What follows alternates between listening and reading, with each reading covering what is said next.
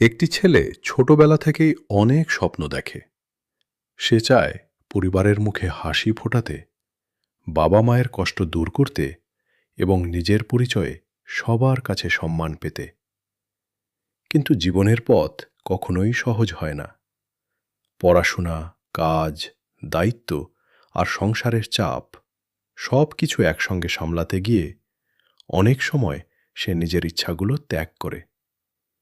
নিজের কষ্টের কথা কাউকে না বলে, মুখে হাসি রেখে প্রতিদিন নতুন করে লড়াই শুরু করে।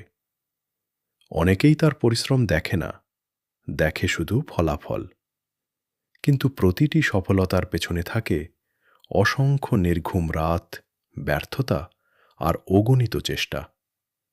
তবুও একজন ছেলে হার মানে না, কারণ সে জানে আজকের কষ্টই আগামী দিনের সফলতার ভিত্তি।